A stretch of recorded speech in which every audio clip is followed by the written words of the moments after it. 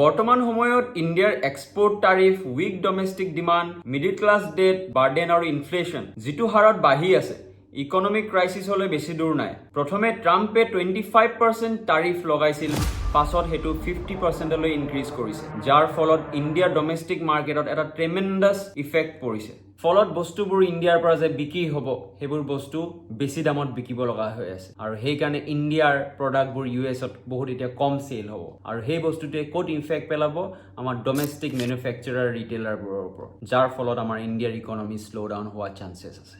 এতিয়া economic crisis হ'লে জবছত কি ইফেক্ট পৰিব? মাছ লে অফ হোৱা ষ্টাৰ্ট হয় যেতিয়া এটা দেশৰ অৰ্থনীতি অৱস্থা বেয়া হয়। মাছ লে অফ মানে হাজাৰ হাজাৰ লোকে চাকৰি হেৰুৱাব যেতিয়া এটা দেশৰ অৰ্থনীতি অৱস্থা বেয়া হয়। নতুন চাকৰি পোৱা কঠিন হৈ যাব, দৰমহা টাইমত নাপাব। মিডিল ক্লাছ ডেট, সেইটো এটা আনাদাৰ ডেঞ্জাৰ ফেক্টৰ। 75% ইণ্ডিয়াৰ মানুহৰ ইমাৰ্জেঞ্চি ফাণ্ড নাই। যদি ছাডেনলি লে অফ হোৱা ষ্টাৰ্ট হয়, চাকৰি গুচি গ'লে EMI দিব নোৱাৰিব মানুহে, যিহেতু ইমাৰ্জেঞ্চি ফাণ্ড নাইকিয়া।